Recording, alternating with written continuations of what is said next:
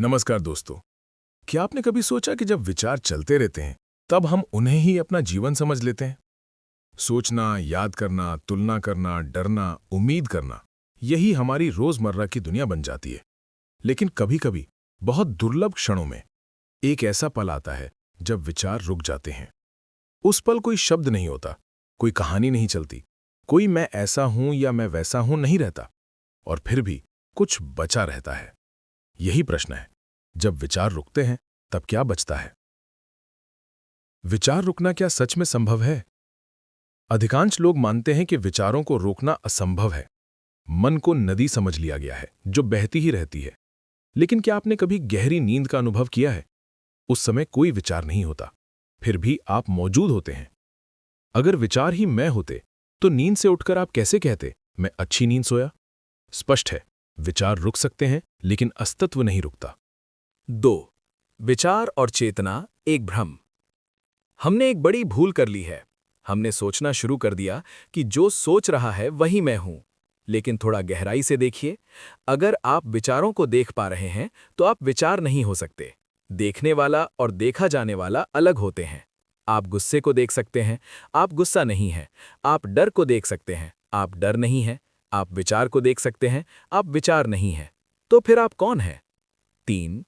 विचार रुकते ही डर क्यों आता है? जैसे ही मन थोड़ी देर के लिए शांत होता है, अक्सर लोग घबरा जाते हैं। क्यों?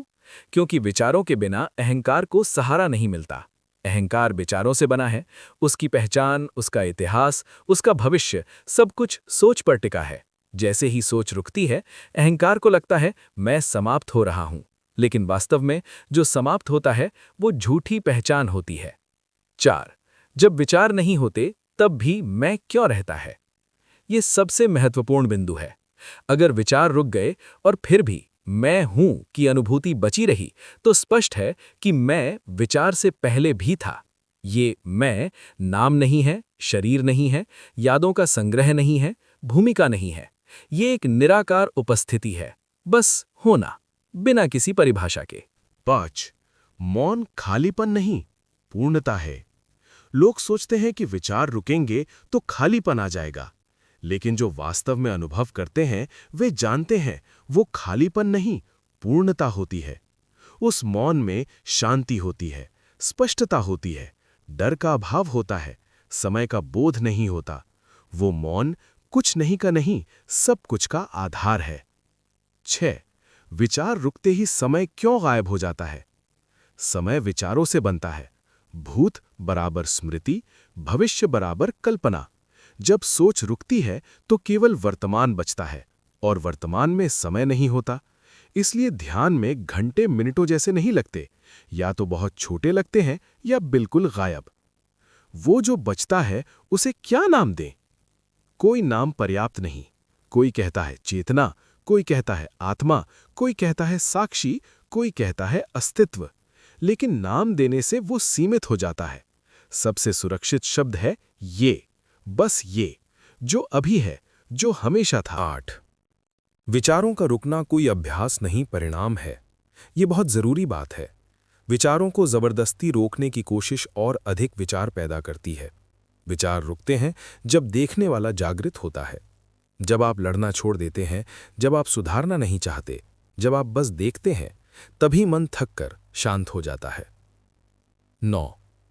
क्या ये अवस्था स्थायी होती है? प्रश्न गलत है। ये अवस्था आती जाती नहीं, आप आते जाते हैं। विचार आते जाते हैं, भावनाएं आती जाती हैं। जो बचा रहता है वो कभी गया ही नहीं। 10. इस मौन का जीवन में क्या अर्थ है? जब ये समझ उतर जाती है तो जीवन बदलता नहीं, जीने का ढंग बदल जाता है।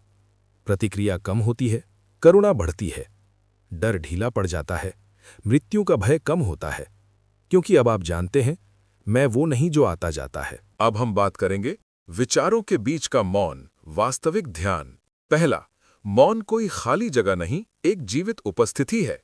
जब लोग मौन शब्द सुनते हैं तो वे उसे कुछ ना होने की अवस्था समझ लेते हैं, लेकिन ध्यान में उतरने वाला व्यक्ति जानता है मौन सबसे जीवंत अनुभव है। वो ऐसा नहीं है कि पहले कुछ था और अब कुछ नहीं रहा। वो ऐसा है जैसे शोर हट गया और जीवन की असली धड़कन सुनाई देने लगी। विचार शोर है, मौन वो आधार है जिस पर विचार आते जाते हैं। दूसरा, ध्यान का अर्थ विचारों से लड़ना नहीं। ध्यान को लेकर सबसे बड़ा भ्रम यही है कि ध्यान का मतलब है मन को रोकना, जैसे मन कोई दुश्मन हो। लेकिन जो चीज तुम्हारी ही ऊर्जा से बनी हो, उससे लड़कर तुम मुक्त नहीं हो सकते। ध्यान कोई तकनीक नहीं है जो विचारों को मार दे। ध्यान है विचारों को बिना छुए देखना। जब देखना गहरा होता है तो विचार अपने आप धीमे पड़ने लगते हैं। जैसे अगर तुम नदी को देखो और उसे रोकने की कोशिश न करो तो बहाव थक जाता है। तीसरा, विचारों के बीच की खामोशी। ध्यान से देखो, दो विचारों के बीच एक बहुत छोटा अंतर होता है। आमतौर पर हम उसे महसूस नहीं करते क्योंकि अगला विचार तुरंत कूद पड़ता है। लेकिन अगर ध्यान तेज हो जाए तो वो अंतर एक दरवाजा बन जाता है। उस छोटे से अंतर में कोई नाम नहीं होता, कोई कहानी नहीं होती, बस होना होता है। वही अंतर तुम्हारा असली घर है। तुम जीवन भर विचारों में रहते रहे, लेकिन तुम्हारा घर विचारों के बीच है। विचार किराएदार हैं, वे आते जाते रहते हैं, लेकिन जिस जगह वे आते हैं वो जगह कभी बदलती नहीं।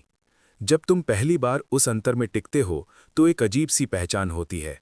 ये तो पहले से जाना पहचाना है, क्योंकि ये नया नहीं है, ये स्मरण है। अहंकार क्यों डरता है इस मौन से? अहंकार एक कहानी है और कहानी शब्दों से बनती है। जैसे ही शब्द रुकते हैं, अहंकार को जमीन नहीं मिलती। इसलिए ध्यान में नींद आती है, बेचैनी होती है, डर उठता है या अचानक ढेरों विचार आ जाते हैं।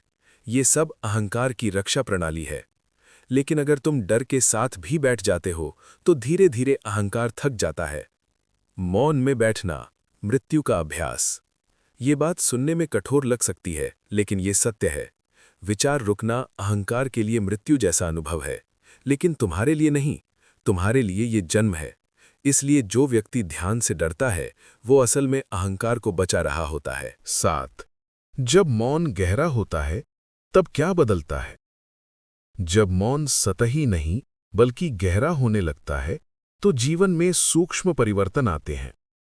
प्रतिक्रिया धीमी हो जाती है, गुस्सा उठता है लेकिन टिकता नहीं, दुख आता है लेकिन जड़ नहीं जमाता, निर्णय स्पष्ट हो जाते हैं। क्यों? क्योंकि अब निर्णय विचार से नहीं, स्पष्टता से आते हैं। 8. क्या मौन में कोई अनुभव होता है? ये एक सूक्ष्म प्रश्न है।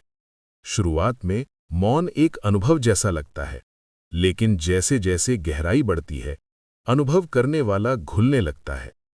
फिर कोई कहने वाला नहीं बचता कि मैं मौन का अनुभव कर रहा हूं, बस मौन रह जाता है। 9. मौन और प्रेम का संबंध। जहां विचार कम होते हैं, वहां प्रेम अपने आप प्रकट होता है। प्रेम कोई भावना नहीं, वो एक अवस्था है। विचार तुलना करते हैं, मौन स्वीकार करता है। इसलिए जो व्यक्ति मौन से जुड़ता है, उसके भीतर करुणा बिना प्रयास के जन्म लेती है। 10.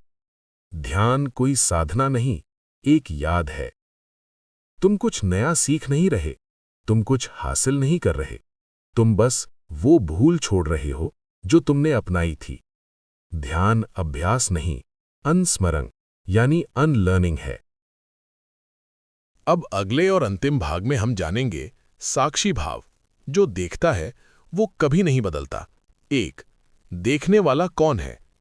अब तक तुमने ये समझना शुरू कर दिया है कि विचार आते जाते हैं, भावनाएं उठती डूबती हैं, शरीर बदलता है, पर कुछ ऐसा है जो इन सबको देखता रहता है।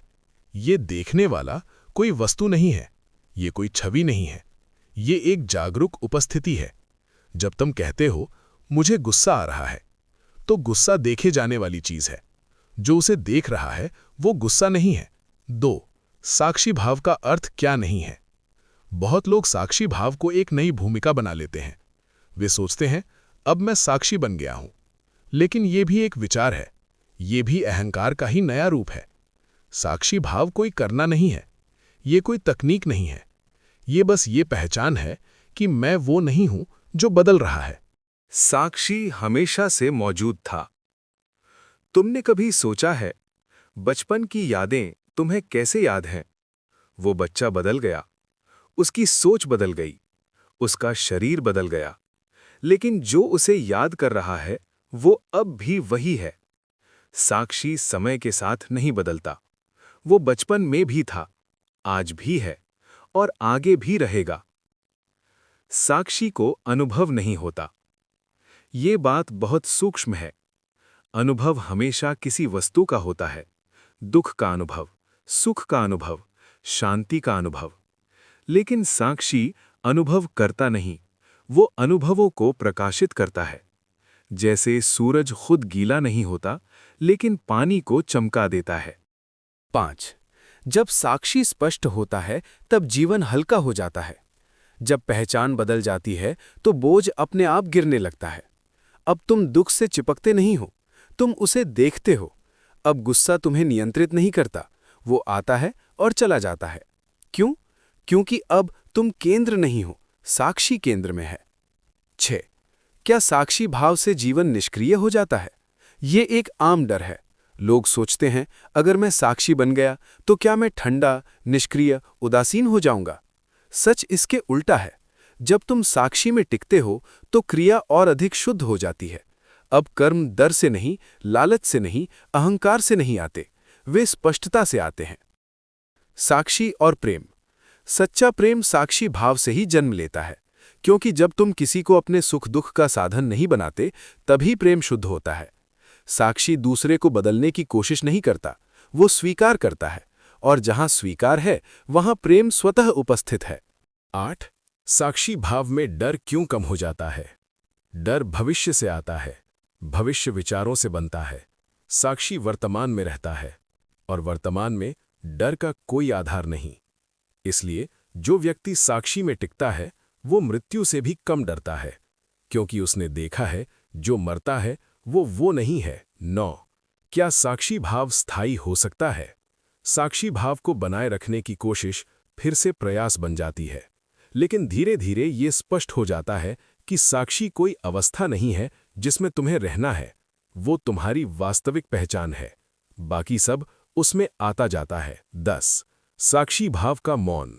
जब साक्षी भी अपने ऊपर ध्यान नहीं रखता तो एक और गहराई खुलती है, जहां न देखने वाला बचता है न देखने योग्य, बस शुद्ध उपस्थिति। यहां भाषा थक जाती है और मौन पूरा बोलने लगता है।